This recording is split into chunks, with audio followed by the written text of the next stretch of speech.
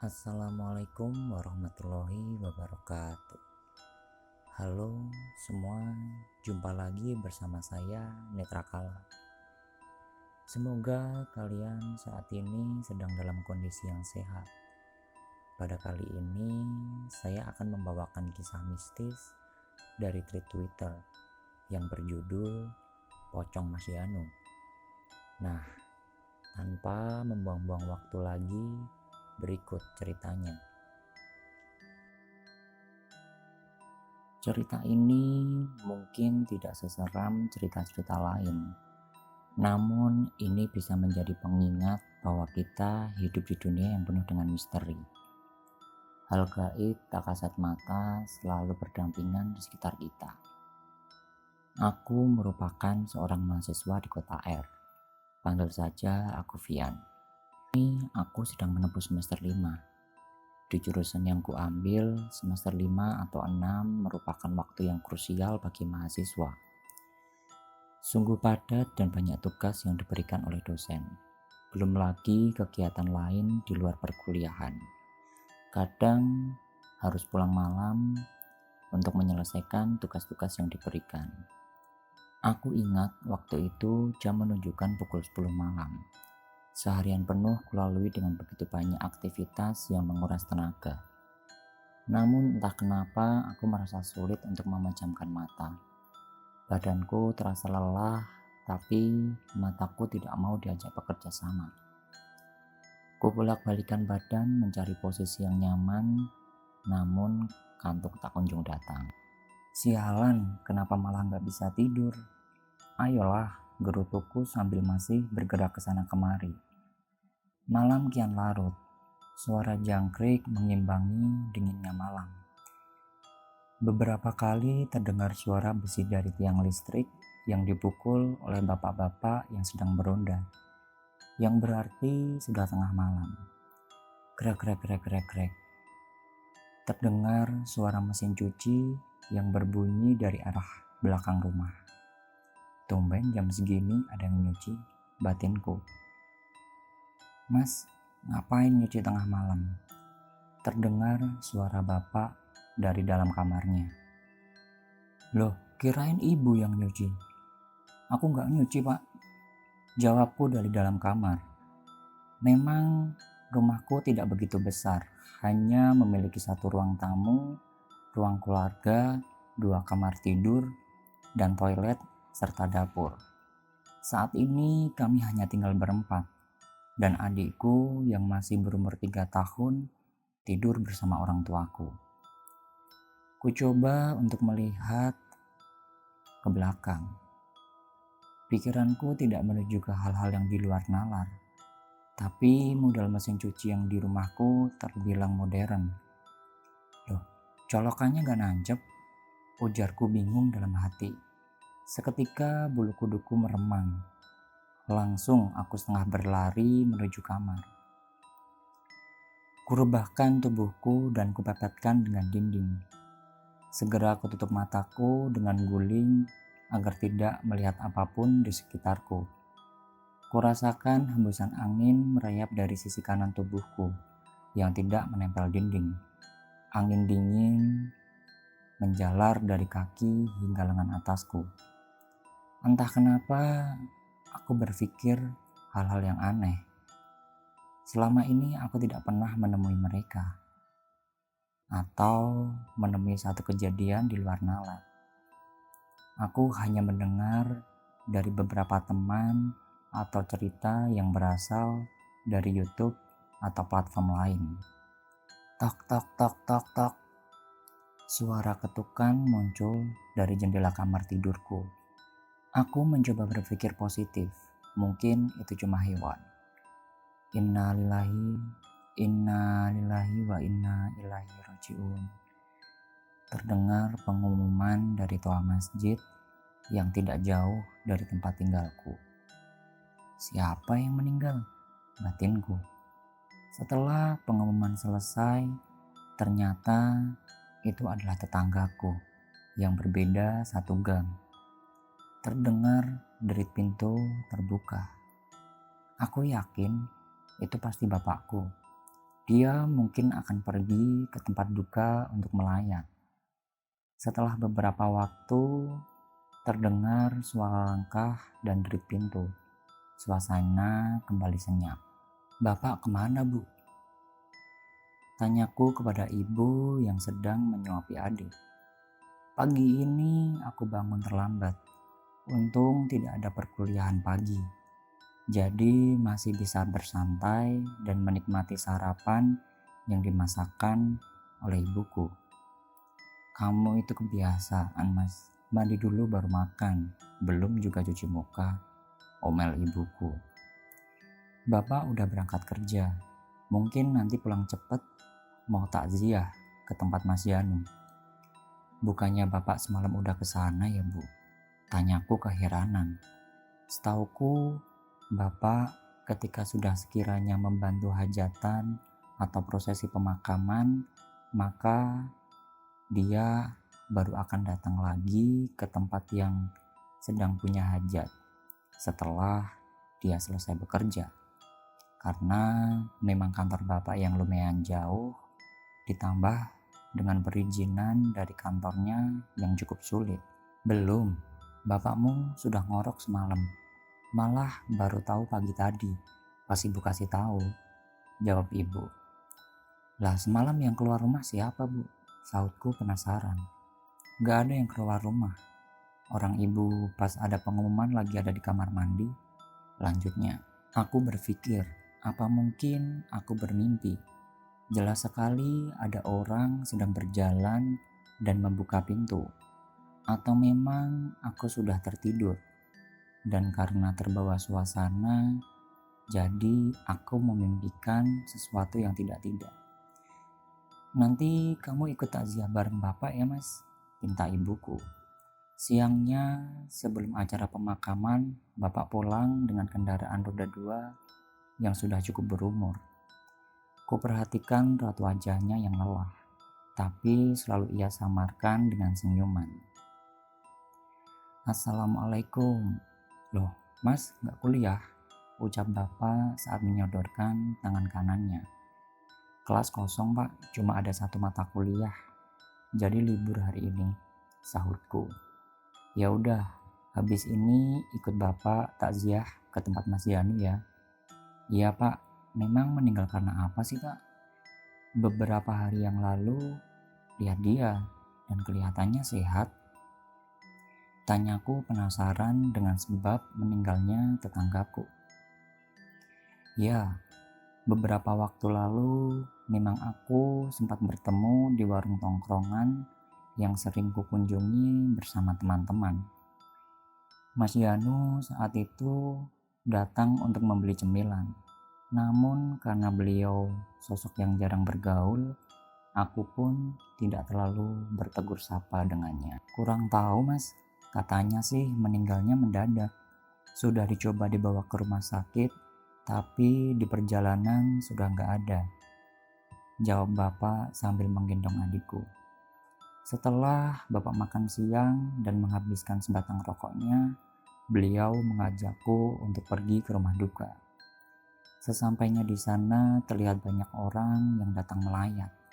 Sedang prosesi upacara pemakaman akan segera dilakukan. Hari itu cuaca cukup mendung. Kulihat burung-burung mulai berterbangan di langit secara berkelompok. Hal ini menunjukkan mungkin sebentar lagi akan hujan lebat. "Semoga gak hujan ya, Pak," ujarku yang berada di sebelah kanan. "Iya, kasihan nanti kalau hujan," sahutnya dengan masih melihat prosesi pengangkatan jenazah. Tibalah waktunya untuk menuju pemakaman. Karena jaraknya yang tidak jauh, mungkin hanya membutuhkan waktu 15 menit. Maka tidak ada mobil ambulans kali ini. Jenazah dipikul oleh keluarga atau warga menuju pemakaman yang ada di ujung kampung.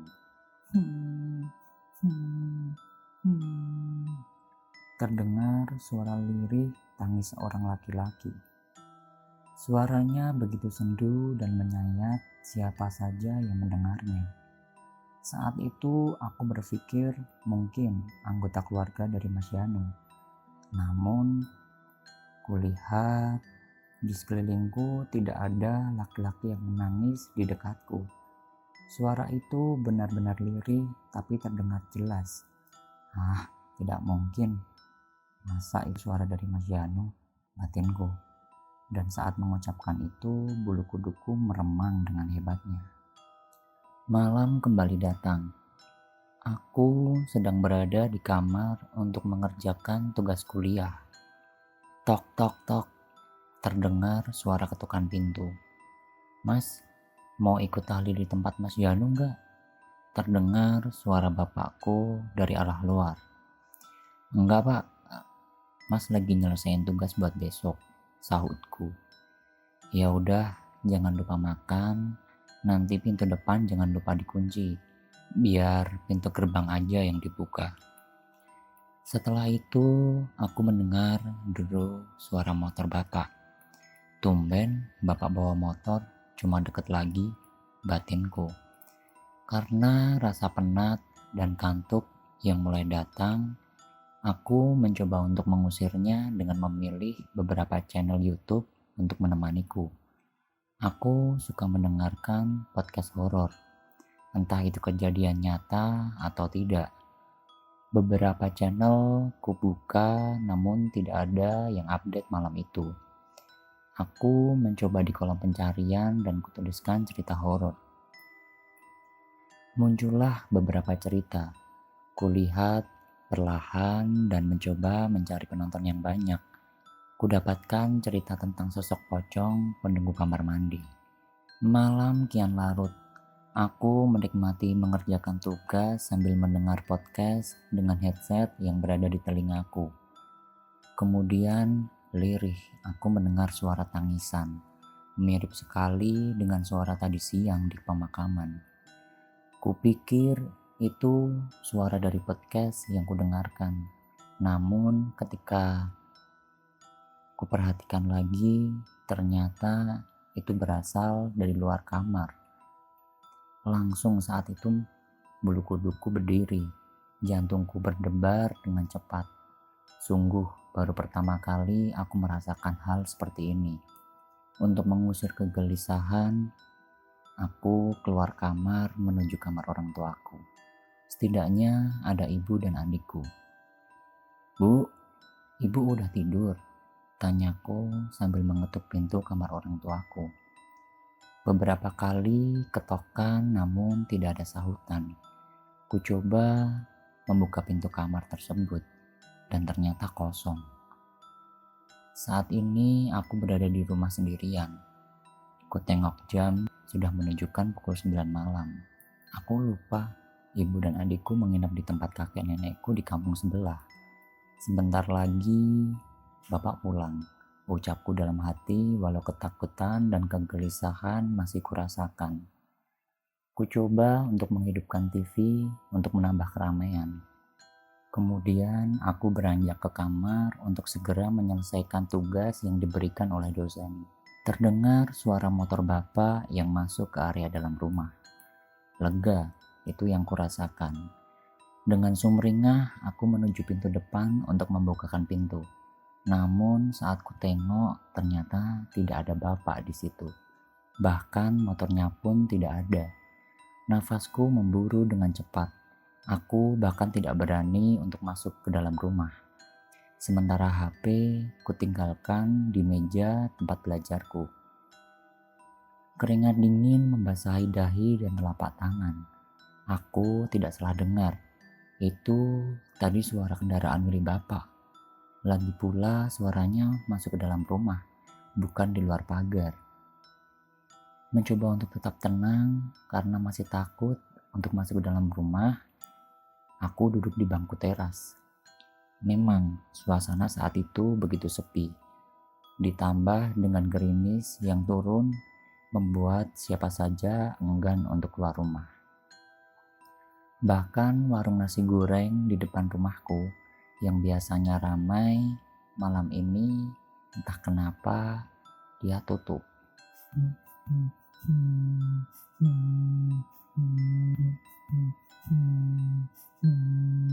Suara tersebut berasal dari dalam rumah. Dengan rasa penasaran bercampur dengan takut, aku mencoba untuk melihat apa dan di mana sumber suara itu. Pelan, ku buka pintu ruang tamu. Pandanganku masih terhalang dinding yang membatasi ruang tamu dan ruang keluarga. Namun suara itu jelas berasal dari ruang keluarga. Karena rasa penasaran, ku beranikan diri untuk melihat ke dalam. Suara itu masih terdengar jelas. Dan saat ku julurkan kepalaku untuk melihat ruang keluarga, betapa kagetnya aku. Kulihat pocong sedang bergerak maju mundur di depan ruang TV. Badanku terasa kaku dan tidak bisa digerakkan. Dengan posisi yang aneh, kepalaku mengintip ke ruang keluarga sedang badanku membungkuk di ruang tamu. Saat itu aku hanya bisa pasrah. Ku coba untuk berdoa, namun doaku malah berantakan. Air mata mengalir deras. Penampakan itu benar-benar terlihat sangat jelas. Apalagi ketika sosok pocong itu perlahan memalingkan muka ke arahku. Bahkan untuk menutup kelopak mataku pun aku tidak bisa. Begitu syok. Apalagi saat kulihat muka dari pocong tersebut adalah Mas Yanu. Namun begitu mengerikan. Dengan liur yang menetes di bagian bibir yang terbuka dan mata yang hampir keluar. Tiba-tiba kurasakan ada tepukan di pundakku.